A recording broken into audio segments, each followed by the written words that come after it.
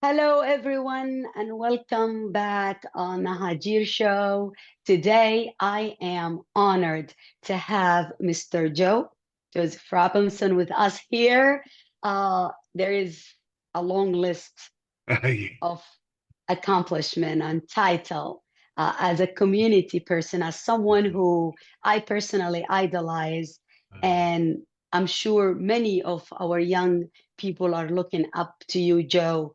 So please introduce yourself, tell us who you are, and we will take it from there then. All right. Well, thank you, Hagir, and thank you for giving me this opportunity to engage with you today. You are certainly one of our stars in our community, and so this is an honor when you called and asked me to be on your program. I thought, oh my goodness, I'm finally getting somewhere in life. I'm on Hagir's show,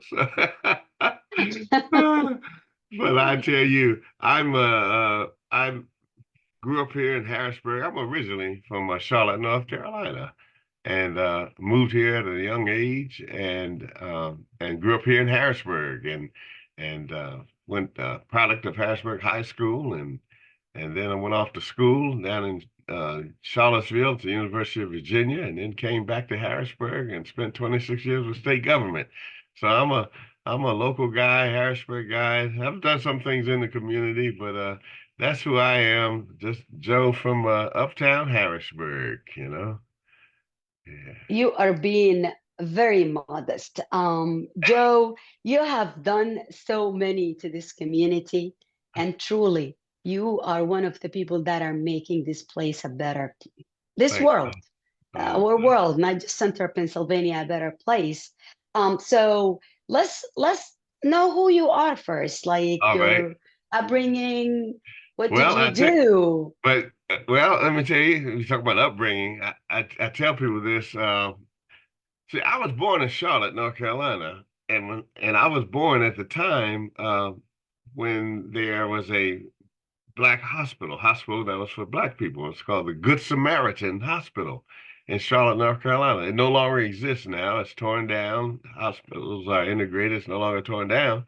And there's a placard at the Carolina Panthers football stadium around the 40-yard line that says this used to be the site of the Good Samaritan Hospital.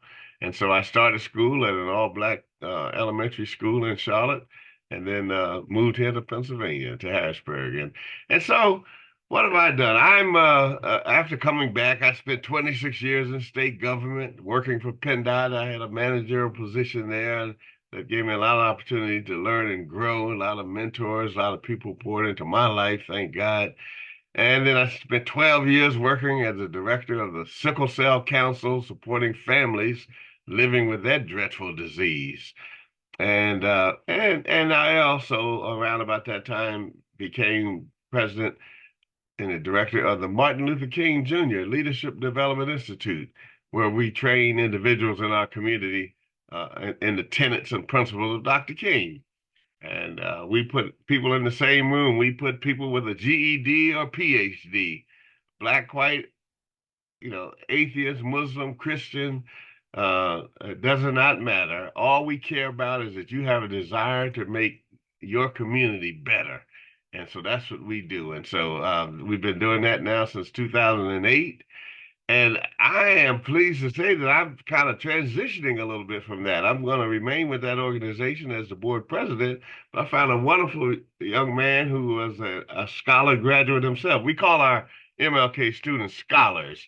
And so he is transitioning, and his name is Merrick Green, and he's taking over the institute as the executive director and the thought man and the visionary. And I'll just sit back on the board and try to help where I can to help him fulfill his mission as he sees it for the institute. So and I do other stuff in the community, Harrisburg Public Schools Foundation, serve on the Harrisburg Public Schools Foundation, and that's exciting, helping support the many wonderful students at Harrisburg High School in that capacity with the foundation. And And then also I'm involved with the local Boy Scouts, not as a scout, but on the board, the executive committee of the Boy Scouts, helping to generate revenue and raise funds for the organization. So those are some of the things that I do, and I'm enjoying it. NAACP, of course, I'm a treasurer of the NAACP, outgoing treasurer. Done that a couple of years now. I'm ready to transition from that as well. See, I've got these three wonderful grandchildren now. So I'm just trying to transition life. I got a 4-year-old, a 2-year-old, and a 1-year-old, a boy, girl, boy. So I'm just trying to clear the deck, so to speak, spend more time with those three tykes. So it's wonderful. So I'm a published author. I should say that. I bought the book just to show it, not because, but I thought you wanted to know a little bit about me. But I did write a book, Seven Leadership Imperatives from a Wild Man, and it's about leadership principles, seven principles, seven concepts, seven tenets, if you will, of leadership, based on the life and character of the biblical character John the Baptist. He had seven attributes, if you will, that I thought were transferable to everyone. And so I have wrote this book. It was published by a national publisher, Judson Press. They publish out of Valley Forge for all of the American Baptist churches worldwide. They've been publishing for over 160 years. And so they agreed to publish the book, and so I've been using the book not only in a church environment, but I use the book in a secular environment. And the book is full of a lot of secular examples to make the concepts relevant. So it's been a very successful endeavor for me in terms of getting the word out about my leadership concept and all. So I feel like I'm just rambling here, but this is No, you're not. No, you're not. You are absolutely doing what you need to do because um, I want to clarify something before we move forward. please, For the please. past 2 years, I've been chasing Mr. Robinson here. I know you said you are happy to finally be on the show, but I am the one actually happy to Oh, finally get you on the show because I've bless been you. chasing you for 2 years, and every time things happen, you either have something or something, but I'm Yes, glad we're finally here. And finally, we're here. I'm glad people are going to be able to see how amazing you are. You are just starting, and I know I don't, a lot of people are so humble to the point that they don't even talk about the things that they do. And that's not just humble. Like now when you talk about it, it's not bragging. It is Mm, actually showing the young generation that regardless that's right. of the struggles that you have in your life, regardless of your belief, if you're anything, if you work hard Yes, and aim that's and right. have a goal That's and right. work towards that goal, you can reach it. That's right. And there is no better example in a community than you, than Vlad, than Floyd, than Yes, Iski. so Like many. so many amazing men That's right. Central Pennsylvania have to offer that for me personally, when I look at you and I look at all of the other amazing men who are not just living for themselves, because it is so easy for someone to provide for his and her family. It That's is right. so easy for someone to survive just for themselves, right? But Yep. someone to take the initiative on not just trying to provide a better life for their family, but also for people around them. Mm-hmm. That's is a huge difference between That's someone who's a community servant, right. community leader, someone who's a role model, someone that I really want my son, my nephews, everyone around me to see themselves represented in Joe, in Floyd, in Vlad, in Ski, in Romeo. So many amazing men. I got the opportunity to brag that they're my friends. And I want to thank you, honestly, for Thank you. not just what Yeah. you do for Central Pennsylvania and Pennsylvania, but people all around the world who are going through, struggle, That's right. and you're giving them hope. Well, I want you to like keep talking. We stopped but at the book, but I yeah. know you play an important part with the leadership of Harrisburg, with so many other organization, and even with your own church, and you're Mhm. doing so much that it might take the whole hour for us to recap it. But Oh no. I want you to say that, and also I want you to talk to us about the importance of the Sickle Cell Foundation, the Yeah. MLK Foundation, Okay. all of the foundation that you are helping and working with. Okay. They have a purpose and they have a goal It is. and they have a message. So talk to us about that. Oh, okay. Well, I tell let me just back up a second. And you talked about the things that I've done, et cetera, from where I came from. And you're right. I mean, it's been great. You know, when you look back over your life and you see where you started, um, it is phenomenal to see where you've come from. And my story is not very dissimilar from many others. You know, we all start from ground zero, and but you know, one thing I would say to your young people, let them know is that none of us get through this life alone. Anything that I've achieved is only because someone else gave me a shot and gave me a push. Somebody we never not, you, for that whole notion of I'm a self-made man. That's oh boy, that is so misguided. Nobody makes it alone. There's an adage that says if if you see a turtle sitting on top of a fence post, you can be sure that turtle didn't get there by itself. And that's how life is. Nobody gets where they are alone. Somebody always helps you. And so that's what I would always want the young people to know is that you've got to be willing to be trainable, to listen, to appreciate that people in front of you might know just a tad more than you know about the circumstance and that you're facing. And not only that, they've been there. They've been there. They know all the pressures you're feeling as you're trying to find your way in this life and navigate what it is you want to become in life. We've all been there. We've all started out. I tell kids when they go off to school, we've all been there. You start out in one degree program and you end up in another, and you've got to give yourself the permission to make that switch.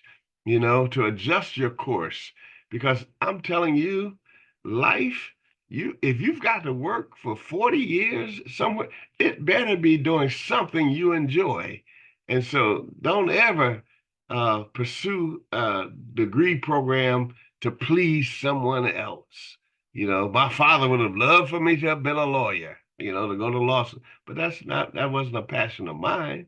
And so yeah, I probably would have failed miserably, you know, or even if I achieved, I would have done it, but I would still have felt unfulfilled, you know, and it would have been drudgery. And so you commend everybody for finding their niche. We have some tremendous attorneys in our community and across this country who are just uniquely suited for that line of work. But if that's not your thing, don't try to put the square peg in the round hole. So I say to young people, you know, find your passion, find out what makes you tick. And I talk about that in the book about it, where I talk about it in the first imperative in the book. And by the way, if I may say, I'm not trying to make this a promo of the book, but if I may say, the book talks about the Make first it. Make it. the seven imperatives. The seven imperatives are very simple, and I call it imperatives because you know in the English language, imperative mood is the mood of command, and so you're saying these are non-essentials. These are non-negotiable characteristics of leadership that you must have, and that's why I call them imperatives. And so you have to be sure, be focused, be humble, be discerning, be complimentary, be uncompromising, and be encouraged. Those are the seven imperatives. But that first imperative, I say, is the most crucial imperative because it talks about understanding your purpose in life. Be sure of your purpose and calling. What is it that you are uniquely gifted to do? and I say that there ought to be, you ought to ask yourself sometimes, what is it that I'm good at? And then ask yourself, well, what do others say I'm good at? And there ought to be some linkage. If you say you're good at it, you could say, oh man, I sing like Luther Vandross. And everybody says, oh no, you don't either. Well, the singing is probably not your thing. So that those are clues to help you kind of navigate this world, this life, and figure out what is it that I'm good at. So what is it? So once you know what you're good at, then you got to figure out ways to cultivate that and nurture that, and hopefully eventually monetize it into a way that you can actually benefit from it financially, and while doing something that you are uniquely called and gifted to do. So that's the first imperative, is to be sure. And so that's what I say to young people. Don't lock yourselves into a hole and say, well, I told my parents I was going to be a doctor, and because I was good at science. And then you get there and you realize, you know what? I understand this curriculum, but I'm really not inspired by this any longer. Then it's okay. Give yourself permission to identify what does inspire you. And that's what I would say to young people or anyone as we go through this life. Anytime I ask people, what is it, you know, when I'm in front of groups, I say sometimes, uh, uh, how many of you always knew what you wanted to be when you grew up? You know, and some will know, but most won't. And even I say, some of you, how many of you still aren't sure? And that's the case. A lot of times we're still not sure. But that's what the first imperative seeks to uncover, is to help you understand that that is so crucial in this life, is to be clear on what it is you're uniquely called to do. You got to spend some gray matter. You got to spend some time. You got to do some assessments of yourself, of your own skills and abilities, because it's crucial, because it's going to drive you your entire life. It's going to drive and chart the course for your life. So that's what I like to tell people. You're absolutely right. And I am an example, like sitting here right with you. My first degree was electrical engineering. And See? I've done it because I was told Uh-huh. in Sudan at that time, women cannot do that job. So being the hard-headed, I'm gonna do it. But then after I graduated, I realized that this is not my passion. Right. And even though I spent another maybe Sure. 10 years because I was doing it slowly and Yeah. changed my Sure. career Yeah. You into sick. healthcare. You got bills. You got to eat. I Yes, understand. yeah, yeah, Yeah. yeah. But you do, like, you don't know. Sometime at a young age, you don't know what you want, and it's okay. It's okay. If you don't fail, that's mean you never tried, right? That's right. And That's right. if you try something and it doesn't fit you, don't feel ashamed and That's continue. right. Like Joe said, just That's right. because my father said this or that. That's right. That's Make choose your own path that's right. and learn from other mistakes. But That's right. I want you to talk about the MLK. We're gonna go back to Okay. the sickle cell, All but right. with the MLK as a black man growing up. And earlier you mentioned something about the school, like the segregation and all of that. Mm-hmm. There is something that I always like to hear from a man's perspective, and a lot of people don't understand how hard it is to have the talk. A lot of people don't know what the talk is. And what is MLK Foundation does? Like the raising awareness, or just that, or also trying to combat systemic racism. What basically you guys do, Okay. and what is that talk looked for you? And if you have to do it for a young man, a Yes. young black man, or a minority, or a man of color today, what would that look like That's with right. the, That's right. yeah. Well, I'll tell you, that's a very good question, and causes me to really contemplate that one. Now, I tell you, when you talk about the talk, as a man of color, as a black man, we all watch the news, we all see the things that go on, and there's so many times you can find yourselves in in an uncomfortable and perhaps sometimes threatening situation as a young man, and you need to understand the society in which we live in. You can still get through this life and thrive in this society, but you need to never lose sight of where you are and who you are and in the minds of so many who you are and what you're entitled to. I give you a classic example.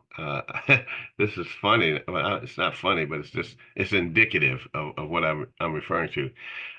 Now, these two incidences I'm going to share with you all happened within the last year. These incidents. Now, I'm a black man, reasonably accomplished and respected in the community. But let me tell you, but this happened to me. I'm driving through a brand new community, a whole new subdivision development was going up, and I'm driving through there, and I'm wheeling around through the development in my car, and I drive a Volkswagen Atlas, so I'm not driving, some car with tinted glasses or anything like that. It's a Volkswagen Atlas, and I'm driving through. And I'm circling the block immediately because I'm driving through the neighborhood multiple times looking at all the new development. And so eventually I get to this corner, and these people I'd passed before, and these two women were sitting there, white females. One of them gets up and flags me down. I'm thinking, oh, let me see how I can help this lady. What does she want? And she flags me down and she says, hey, uh, why are you driving through here? Why are you driving through here? I said, oh, I'm just checking out the neighborhood, just driving through. Well, you've come through here like 3 times already. I said, well, would it matter if I came through 12 times? I said, I'm just driving through. Well, are you lost? I said, oh no, I'm not lost. I don't live very far from here. I'm not lost at all. I'm just driving through.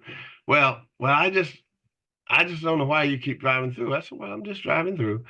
So she said, well, is that maybe I can help you? I said, no, I'm fine. She said, so we kind of ended the conversation there. She went back and sat down, but and so, because I knew I was facing a Karen, but I didn't, Yeah. Yeah. but I didn't escalate it. And nor did I do anything threatening, like open my car door, like I was going to step Hmm. outside the car, or anything like that. But because I had the window rolled down. But what the point I'm trying to illustrate is that at that moment, that woman, uh, one, felt empowered to stop me, to flag me down, and she felt empowered to flag me down and ask me to give her an explanation that was acceptable to her. Hmm. She wanted an acceptable explanation as to why I was driving around. That's privilege at its finest. That you feel that you feel empowered and authorized to stop a complete stranger who happens to be a person of color driving through your neighborhood, flag them down, and then almost demand that they give an account for why they're Hmm. driving through your neighborhood. That's privilege. And that happened within the last year to me. Hmm. Secondly, I park all the time at the Hilton when I go downtown for meetings at the county commissioner's office. And so I'm parked at the Hilton, and I know the parking attendant. He's not there that particular day. Mark's not there. And a gentleman pulls in front of me with an SUV, and I pull in behind him, and he gets out looking, and he's not mean or surly or anything. He's looking around, looking for an attendant. And I see he goes inside the Hilton. So I'm standing out there waiting, saying, well, man, he'll find somebody, because Mark's not out there. And he comes out, and I said, hey, did you find anybody? He says, no. He said, are you Mark? And I opened up my coat because I had on a suit and tie, a Hmm. winter overcoat, and a top hat. And I said, no, I'm not Mark. And uh, and uh, and then eventually someone else came. But at that moment, and he wasn't even being mean. You talk Hmm. you talk about Expectation. expectation and implicit bias. At that Hmm. moment, for whatever his experiences were, I don't know where he's from. Maybe he's from Philadelphia, New York, and maybe all at the downtown hotels. Maybe all the attendants are people of color. I have no Hmm. idea. But at that moment, He didn't see my top hat. He didn't see my overcoat. He didn't see my suit and tie. He just saw my face as being a person of color and said, "Are you Mark?" I said, "No, I'm not Mark." But that's that implicit bias that's out there, and so this is what you would say to young men that uh, even if you carry yourselves with proper comportment, just know that there will be still people who, because of all the messages that this society has given to all of us, because people will form an opinion and they will sometimes make a snap judgment about you just because of who your color is. And so you remind people of that. I have a friend, I have a friend who sometimes says this, and I don't say this all the time, but he said it one time. He said to me, he said, "Now, Joe, just know," he said, "now, don't ever forget that at any given moment, they will revoke your honorary card, membership card. At any given moment, they can revoke your honorary membership card. So don't ever presume that that somehow or another there's this that you've arrived, because at any given moment they can revoke your honorary membership card." And so that's what I would say to young people. Yes, do all you can to be as professional as you can and carry yourself well, but don't be so stunned and surprised at people like the two scenarios I gave. If you experience that, because that's just the society we live in. Those people have all been bombarded with the same messages that somehow or another they're superior and you're inferior, and so recognizing that, you just have to be already always prepared to deal with that. And you don't have to necessarily, I mean, I'm not vulgar. I could have said to the woman, "Who do you think you are stopping Yeah. all Hmm. that?" But, that wasn't necessary. Because I know she's a product of her environment, and I understand that. And so I extend some, Products of their environment, and yes, that's that's right. sum it up perfectly. You know, the stigma, the media, the portray of everything, and that's not That's just right. with color and That's right. racism, but even with diseases. Yes. This is a good switch to the sickle cell. Okay. Sickle cell is one of those issues that mainly African descendants Mhm. and Black people are facing. And That's right. for the longest, when I was working at the hospital, you know, I didn't have a prior knowledge of sickle cell because Mm-hmm. it's not something that is, taught there. Even in nursing school, I Yeah, you really get like didn't one, learn you get like about it. one class. You get like one class, and then by the time you Yeah. finish, you done forgot all about that class. Exactly, You know. exactly. And when we had a patient, I remember this is like my wake up moment. Like I had a young man who was brought to the a hospital when I was working, and he was in severe pain. And apparently, he's been in and out many times. And the reaction of the people that were working at that time blew my mind because anyone comes to the hospital, whether there are drug seeking or anything, you treat Yeah. them the same because we um, had an oath to serve Right. everyone the same regardless. That's So right. the dismissal of that person when I Mhm. was there, saying, "Oh, he's just needing pain medication," or "He's just a frequent flyer." That's what you That's hear right. all the time. That's right. And later on, so automatically I thought, okay, that's somebody who's seeking drugs because I was new Right. working there. But Right. then I start to look in his chart and see that this person has sickle cell. And I start to do more digging into what sickle cell is and who Good it's for you. affect. And to me, it became clear that the symptoms, no one is worrying about, no one knows about it because it's not affecting them directly. That's So right. you have to be in that person's shoes. Unfortunately, that's the society we're living in. You have to experience that in order for you to feel sympathetic and to have empathy towards the person. And that's not okay. That's right. But you know, you were. running the Sickle Cell Foundation. Just talk to me briefly Yes. about that and why we don't have a large campaign. I know you were doing so much, and if you remember, I interviewed you in 2015, I think, at Oh, one wow. of your event, the sickle cell. It was at the hotel, and we did the Ah, interview outside. my goodness. I'm sure you Wow. don't remember that. Yes. Oh, my goodness. Yes.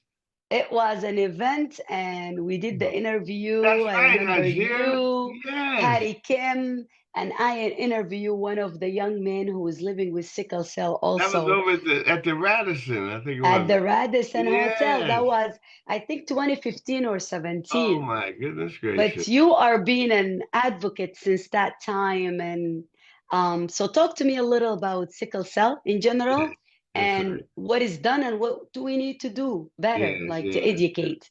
Well, you're so right, and now you said you talk about this role modeling thing. It's so funny. It's so funny, Hajir. You said you've mentioned two noble professions, electrical engineering and nursing. I said, listen to this woman here. What a talent. What a talent. What a brain, you know. Thank you. But but no, sickle cell. You're right. I mean, when sickle cell patients come in and report for assistance, they are labeled as a drug seeker, etc. And and you know, there's an expression that says, "No one feels the pinch like the one wearing the shoe." And that's what it is. Until you have walked in that shoe of a sickle cell patient, you can't imagine the pain that they experience. You got these deformed red blood cells in the shape of a crescent moon, and they're hard and sticky, and so they're trying to, if you can imagine, trying to push something through a straw, and it's no longer perfectly round, like a blood cell, but now it's creating a traffic jam going through that tube, through that vein, and it's causing a backup of all this blood, and it's going through your body, and it's showing up in many parts of your body as pain, excruciating pain, and nothing will alleviate that pain when it gets to the point of what they have called a sickle cell crisis. Nothing, because a sickle cell patient, first of all, is in some degree of pain daily. End of story, full stop. But when it gets so unbearable, it's that crisis level pain where only relief you can find is to come to the hospital, ER, and get some heavy duty narcotic treatment. And that's and trust me, that's what the community sometimes fails to remember. No sickle cell patient wants to be at the hospital. It is the last place in the world they want to be. So if they show up at the hospital, trust me, it's something they can no longer self-medicate and eradicate on their own. So the sickle cell pain can be excruciating, no doubt about it. But living with the disease has a lot of challenges as well. But when I did that, I was the director uh, for about 12 years, from 2008 to 2020, something like that. It was just before the pandemic, and right about the time of the pandemic. And at that time, we were treating people here in Central Pennsylvania, not treating, but we were providing support to the families who were living with sickle cell disease. So we had relationships with the area hospitals and other providers who took care of sickle cell patients. But those patients, we found, like in Pennsylvania, when you look at funding, we had some legislators who were allies and champions for us, but sickle cell patients weren't getting the kind of funding. Sickle cell programs across the state of Pennsylvania weren't getting the kind of funding that some other programs were getting, even though we perhaps had more people who were affected by it. And we know that was part of the stigma as well. You talked about that earlier, um, the stigma, because it does affect predominantly people of color, African Americans, African descent, Latinos. Those are the people who are affected by sickle cell disease primarily. You do have some white people with trait, believe it or not. But that might be a function of, their family history. You don't know what that family tree really looks like and how far back it goes. So you might find a trait. But the sickle cell disease usually affects and shows itself, manifests in people of color. And so unless you, and this is what I concluded too, because again, it is that bias, uh, and not having any contact with anybody involved in sickle cell disease. For instance, something that you're very familiar with, autism. Autism gets a little more funding than sickle cell gets, and I know why. It isn't just the racial component, but autism affects everybody. There's not anybody in this country probably that doesn't know somebody that has an autistic child or something. And so it's more widely known. So when a legislator is approached about funding, they say, "Oh yeah, yeah, my buddy I golf with or whatever, or my buddy, I go to church with, their grandson or whatever has autism." So it's more widely known, whereas they may not come into contact with people who are exposed to sickle cell disease, so therefore it's not on their radar. And so therefore they don't see the importance and significance of the funding. And so that's something we're challenged with as well, is to raise that awareness. So there's been a lot of efforts to raise awareness. I'm told, my daughter was just telling me this the other day. Uh, there's a Netflix show called Supercell. I don't know if you're aware of that, Hajir. I saw the trailer for that, but I did not watch it yet. I have And not either. I yeah, haven't I'm either. going to watch it, and we can even post a link to it here Yeah. on the show. I've not seen it. I'm not even trying to endorse it per se because I've not Yeah. seen it. I've not seen it. But what I do know, what I understand is it contends that there are some characters, so it's a kind of a fictional story too, who have Hmm. some supernatural powers because of their sickle cell, and so while it will get people talking about sickle cell, I don't want some people to ignorantly presume Think it is a it. superpower. Yeah, yeah, yeah. So I know it's an attempt to eliminate the stigma that you needn't feel ashamed about having it, but I don't also want to have it mischaracterized as something special because people living with it, they don't think it's a superpower at all. And they don't think it's a joke or something to joke No, about. no. So I'm going to watch Yeah, it and see how they did cover it, and yeah, I'm hopeful that it was handled responsibly. But yeah, just that premise itself gives me some pause, and so I'll wait. yeah. I'll reserve judgment until I look at it. But it is getting a lot of attention. Attention Yes, and yes, traction. Yeah. yeah, Well, one thing that I can say is I did not watch it, but when a movie is created about something, yes, it might give a bad, like you said, a bad, give bad information out right, there, but at the right. same time, it's like a double sword, Yeah, exactly, yeah, exactly. a double-edged sword. So you get people talking about sickle cell Right. and they're going to learn wrong information. So that's when you and anybody that who's done work with the Sickle Cell Foundation or any kind of organization that raise awareness about sickle cell, they need to step, like if That's they're right. listening to us right now, step Right. up, provide more accurate information That's and right. raise awareness because a lot of people don't know. And when you don't know something, you're scared from that. You are Mhm. prone to make judgments and Yep. stereotypes and all of that. So Right. yeah, go ahead.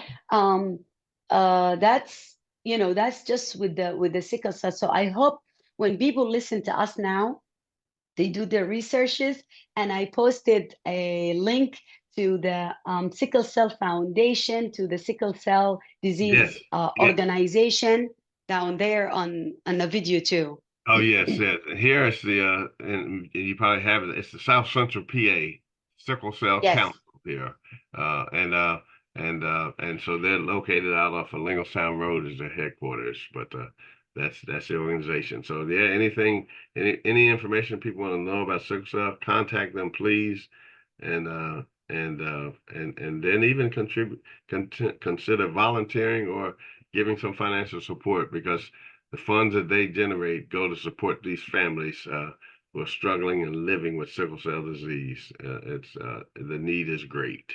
Yes, yes, yes, yes.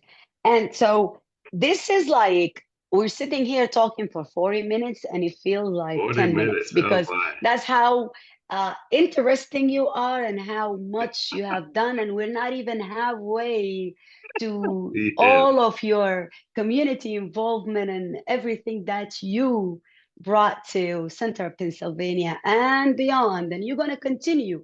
But just I want you to like if you have to give like advice to everyone is listening to us right now in this climate and just living by and passing with this world, what would you want to see and what would you want them to do? I think it's important. That's another excellent question. People, life is hard enough for any of us, and it's a lot easier to get through life if you build good, strong relationships with other people. And so I encourage people to foster those relationships. As I said at the outset, you can't do anything by yourself. You need others. And so I say to people, um, uh, try to build relationships and alliances with as many people as you can, because you never know where that assist is going to come from. And so and we have this mantra, and you already know this, in the nonprofit world. Uh, People, this is what they say about giving. People give to people first, and then the cause. And so it's about relationships.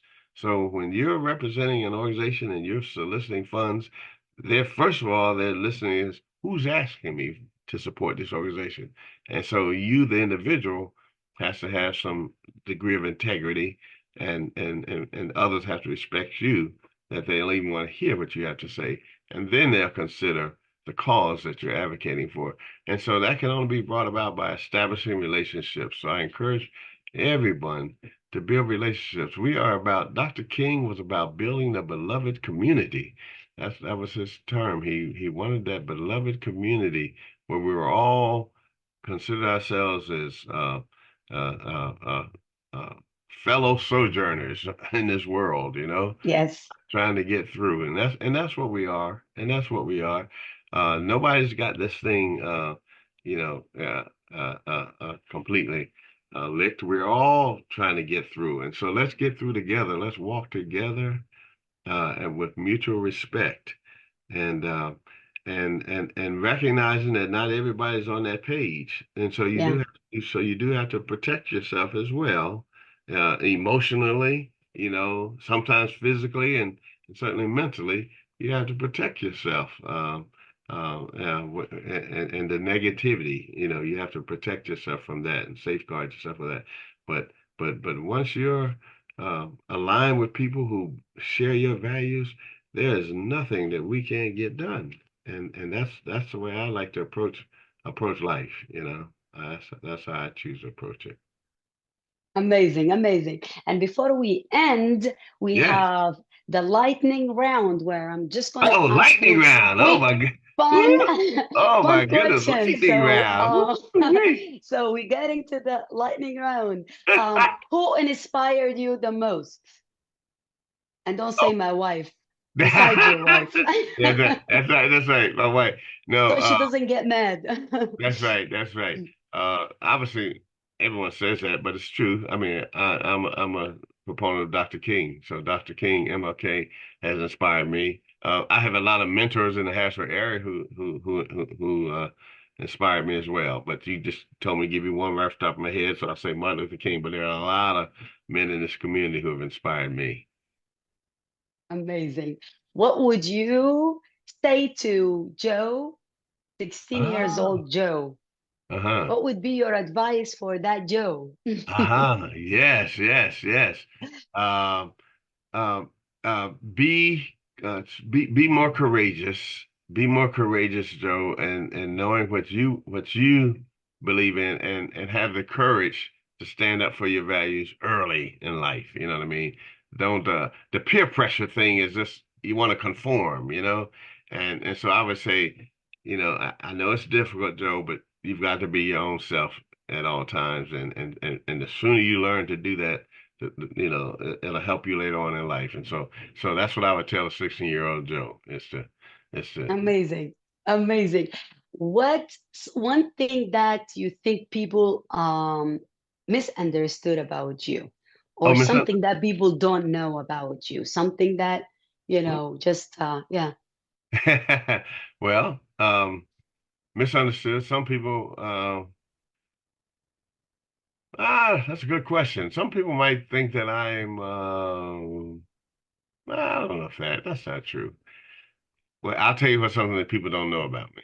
I can tell Hmm. you that. I can answer it that way. Now, Brother Floyd will get a kick out of this. Floyd Stokes will get a kick out of this. I'm Trust gonna me. text him right now. I'm Yeah, gonna tag him right now. he'll get a kick out of this. And I'm only saying this because for you, Floyd.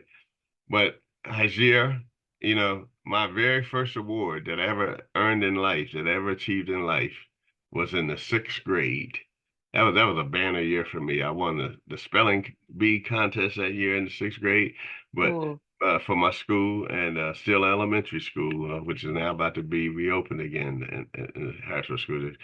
But here's my first award. I won at that time in the sixth grade the Harrisburg Dental Society's smile contest. I whoa. I won the smile contest. They sponsored, and I won a set of electric toothbrushes and a $50 savings bond presented by the governor of Pennsylvania for winning the smile contest.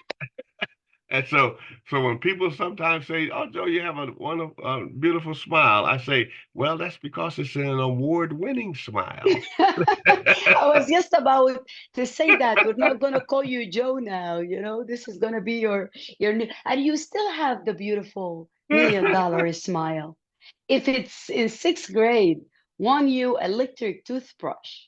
That Yes. was like probably a prestigious thing, Yeah, yeah, and yeah. Six brushes came with the set, Yeah, how about that? Yeah, that was a big deal. And you the still governor, have a go- $1 million smile. that was something. Yeah, that was something. Made the bottom fold of the Sunday Patriot News, the picture, and the Okay. governor presented the bond. So that was a big deal for a little kid from uptown Harrisburg in the sixth grade. Yeah. And I'm sure that boosted your everything, not just Yeah, yeah, self-esteem. yeah. It did. It all helps, that's right. You got a taste of being amazing, and people looking up to you from an early age. Yeah. So lastly, That's your lastly. guilty pleasure, a guilty Oh, pleasure. We got ooh, everything from chocolate to binge watching to ice cream to whatever. my So what my is something? my favorite ice cream is Penn State Creamery. If you've ever been to Penn State University in State College, Okay. or the one here in Penn State Harrisburg, Penn State makes their own ice cream. Oh, They shout train out to Penn uh, State. they trained Ben and Jerry. They learned how to make ice cream. I'm told at Penn State they make the best ice cream imaginable. And when you go up to Penn State and State College, the line wraps around the building. I mean, people love Penn. Well, they make a version of butter pecan ice cream that is out of sight, and so that's my guilty pleasure. Is Penn State brand butter pecan. Yeah, Okay. not just I'm gonna anybody's have to butter try pecan. it. Penn State. It's got to be Penn State brand, and so that's what I like. And you can get some up here at the shops of Susquehanna. It's a little pricey up there, that scoop store up there. But if you spend that much money, you and I go to lunch sometime, and then I'll take you up there, and we'll stop in there and get us a scoop of that ice cream. If you like butter pecan, if you're I not, have to try it. No, definitely. I yes. have All to right. try it Well, now. well, I got you. I got you. I got you. Let me introduce Perfect. you to that. That's it. And Well, you, I say boy. that again. No, no, no, no. I was just thinking, you brought back a flashback. I remember so vividly now that interview at the hotel. My goodness, I forgot all about that. It's been a while. Yes, it is. But Yeah. that shows how much you have been, in my life first, and Yes. what Wow. you've been doing in the community. And I'm truly, truly honored that we are finally getting to sit down. And for everyone who's listening to us right now, we just scratched the surface with everything that Joe does and how amazing he is. So please check his book. I'm going to put a link to that. Go Okay. in his website, go on his Facebook, get to know a little bit about him Oh, and give him a shout out. And, yes. we will definitely do this again because I know there is a lot to know about you, and your wisdom can help so Thank many in our community as you've been doing for all your life. Just you. that a smiling contest. So thank you, Joe, for being Thank here, and you. thank Thank you. you, everyone, for listening, watching, and supporting. We appreciate you, and remember to be the change that you want to see in the world.